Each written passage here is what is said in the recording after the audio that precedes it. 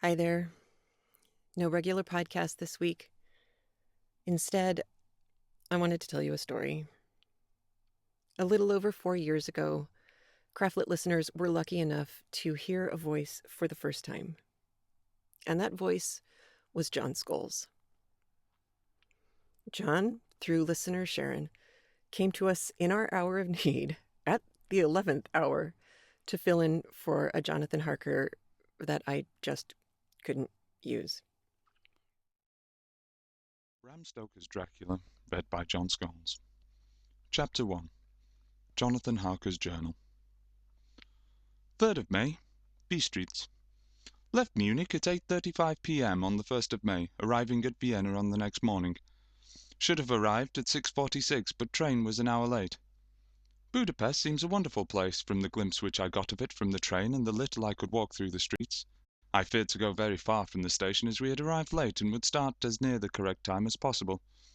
The impression I had was that we were leaving the west and entering the east, the most western of splendid bridges over the Danube, which is here of noble width and depth, took us amongst the traditions of Turkish rule. We left in pretty good time, and came after nightfall to Klausenburg. Here I stopped for the night at the Hotel Royal. I had for dinner, or rather supper, a chicken done up some way with red pepper, which was very good, but thirsty. Memo: get recipe for Mina.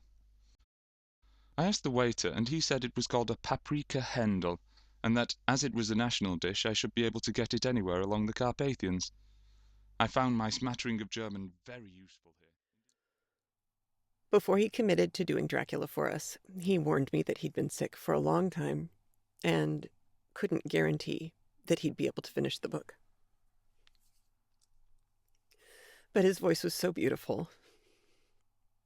And I thought, even if we only get a little of this man's voice, it'll be better. So he agreed. And that started a 4-year collaboration. Jonathan Harker was read by John Scholes. John Scholes is a freelance writer, actor, director, and all-round evil person, and has never been arrested for molesting chickens. You can find further insanity from John Scholes at www.vaguenet.com.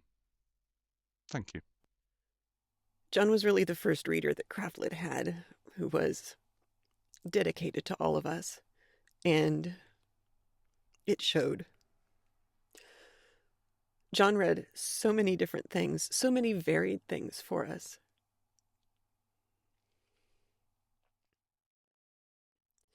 For anyone who's done any acting, it's almost inconceivable how much John did work-wise on coming up with characters and recording and editing. For every hour of recording, it's 3 to 4 hours of editing, and he did enormous books for us. But the thing that you didn't get to see or hear very often was John's sense of humor and all of the things that he loved doing. He was a Viking reenactor. He knew more about Vikings than any person I've ever come across. And he could uh, make straps. My boys have the straps. I didn't even think about bringing them up today. Canterbury Tales by Geoffrey Chaucer. Read by John Scholes. The Prologue. When that April with his showers suit the drought of March hath pierced to the root, and bathed every vein in sweet liquor, of which virtue engendered is the flower; when Zephyrus eke with his sweet breath inspired hath in every holt and heath the tender crops, and the young sun hath in the ram his half-course run, and small fellows making melody. He made bookmarks for people on the tour this year because this year we actually got to meet him. He was able to come to our opening night dinner and our closing night dinner. And I could tell he was sick. But of course, he was sick before, so I assumed that I'd be able to see him next year.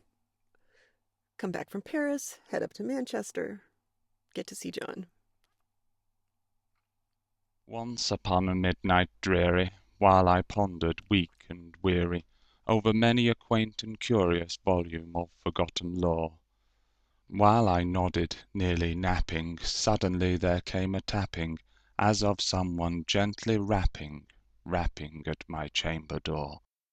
"'Tis some visitor," I muttered, "tapping at my chamber door, only this, and nothing more." Ah, distinctly I remember, it was in the bleak December, and each separate dying ember wrought its ghost upon the floor.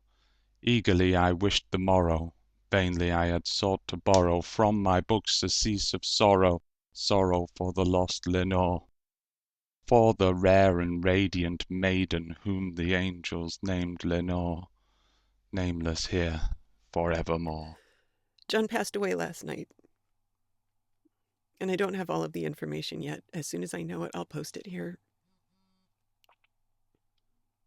I know that his reenactment work and his game playing work and his podcasting work, because he had the Missing Monkey podcast himself, he touched so many people through those things. He reached more people through the work he did for Craftlit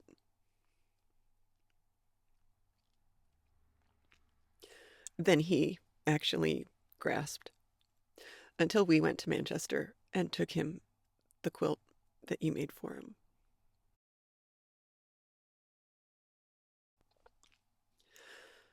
So the podcast has lost a friend, and we've all lost a voice.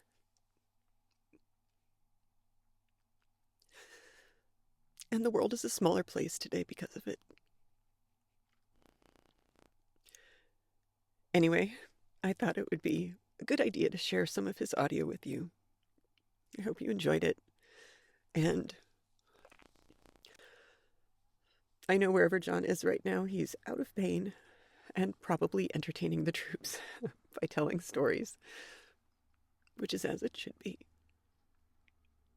So, take care of yourselves, take care of each other, and I'll be back as soon as I can with the Count of Monte Cristo for you. Take care. Bye. Jonathan Harker was read by John Scholes. John Scholes is a freelance actor, writer, director, and has an ego that can only be crushed by the falling of planets. To offer him work or to compliment him on his snazzy new outfits, feel free to contact him via his website at www.vaguenet.com. Thank you.